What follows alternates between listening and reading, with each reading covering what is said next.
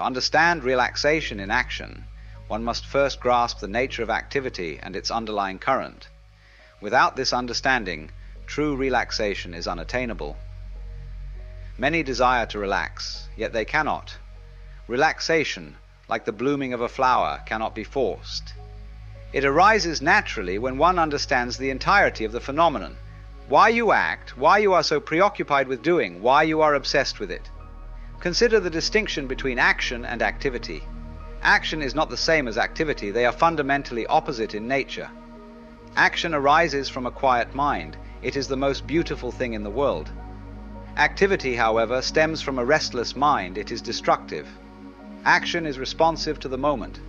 Activity is rooted in unease, a compulsion to do something, anything, often irrelevant to the situation. Action flows effortlessly from spontaneity, while activity is heavy with past burdens. Activity seeks an outlet for inner turmoil, dragging past anxieties into the present. It is, in essence, destructive, not only to oneself, but to others. Action, by contrast, is pure, creative, and rooted in the present moment. For instance, eating when you are hungry is action. Eating without hunger merely to fill a void is activity. This eating becomes an act of violence. You are not eating to nourish, but to pacify inner restlessness. Such behavior, whether through food, smoking, or other habits, reflects the deeper agitation within. Relaxation is like blooming. It cannot be imposed. It unfolds when the restlessness within subsides. This is not to say one should renounce action. Life demands responsiveness. But this responsiveness must arise naturally, not from compulsive activity. The true paradox of life is found here. The calm of relaxation and the vitality of action coexist. To live fully is to embody both serenity and passion, to be grounded and yet free. Action is effortless and whole. It demands nothing from the ego. Activity, by contrast, drains energy, leaving one fragmented and exhausted. To understand this distinction is to begin to conserve energy, to accumulate it naturally. When action arises, it draws on the entirety of your being, leading to a profound harmony. Activity is rooted in compulsion, and compulsion is the ego's way of maintaining control. The ego thrives on the chaos of incessant doing. This is why the ancients have always emphasized stillness. A quiet mind is not an empty void, but a receptive vessel, open to the flow of life. This is the art of effortless action. It is not about passivity, but about aligning oneself with the natural rhythm of existence. When you act without striving, without the interference of the ego, you become a conduit for the universe's dance. Life is not meant to be a relentless climb towards some imagined peak of success. The meaning of life is simply to be alive. It is so plain, so obvious, and yet so elusive. Relaxation arises when you stop chasing and start being. Tilopa, a great master of meditation, described this state succinctly: like a hollow bamboo, rest at ease with your body. This profound simplicity lies at the heart of relaxation. To be as a hollow bamboo is to be empty of striving, to allow life to flow through you without resistance. When you cease to strive, you do not become inactive. On the contrary, you become supremely active, but this activity is untainted by compulsion. It is spontaneous, joyful, and whole. Creativity blossoms in this state because it is no longer burdened by the ego's need for validation or achievement.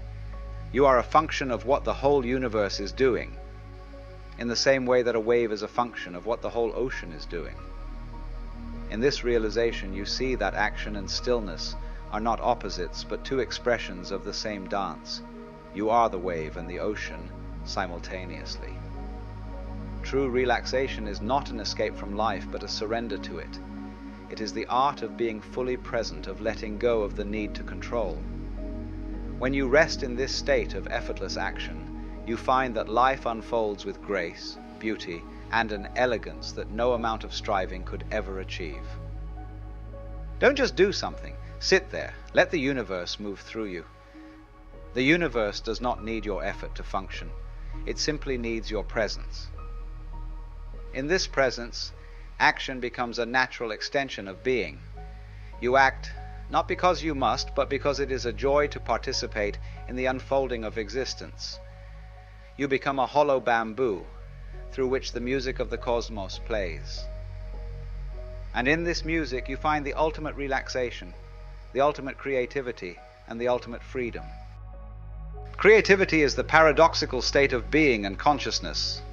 It is action through non-action, what Lao Tzu called Wu Wei. Creativity is not about doing, it is about allowing. It is becoming a conduit for the flow of the whole through you. It is being the hollow bamboo, empty and open, through which the cosmic breath plays its melody. The moment you surrender to this state, something extraordinary begins to happen. Beneath the facade of the individual lies the divine. Give it the smallest pathway, and it will flow through you. This is creativity, permitting the divine to emerge. Creativity is inherently a spiritual act. This is why the poet often stands closer to the divine than the theologian, and the dancer even closer still. Philosophers, on the other hand, build walls of thought that separate them from the whole. The more you think, the more you reinforce your sense of self. And the self, the ego, is nothing more than an accumulation of past thoughts and identities. When the ego dissolves, the divine arises. This is creativity. To be creative is to be wholly relaxed, not inactive, but profoundly at ease. From this ease, true action arises, action that is not yours but flows through you. A song comes, and you cannot claim authorship, it arises from beyond. When it comes through you, it carries an otherworldly beauty. When it is forced, it becomes mundane. Samuel Taylor Coleridge, the great poet, left thousands of incomplete poems. When asked why he never finished them, he replied, "I tried, but when I complete them myself, something is lost. They no longer harmonize with what initially flowed through me. They become clumsy, obstructive. I must wait for that which originally flowed through me to return and finish the work." True creativity happens when the artist disappears, the poet vanishes, and the poem is born. The dancer is consumed by the dance. This is not mere inspiration, it is possession. To be possessed by the divine is to create. Nature endows every person with creative energy. This energy only becomes destructive when blocked, when its natural flow is impeded. As Simone de Beauvoir once remarked, life is busy maintaining itself and transcending itself. If it only maintains itself, living becomes merely not dying. Without creativity, life lacks depth. It becomes a preface to a book never written. When creativity flows, when you allow it to happen through you, when you sing a song that is not yours and cannot bear your signature, life takes flight. It transcends. Otherwise, at best, we merely replicate ourselves. Creativity is not the act of procreation, but the act of transcendence, of allowing the beyond to touch the within. This is the point of transcendence, to rise above oneself. And in this rising, a miracle occurs.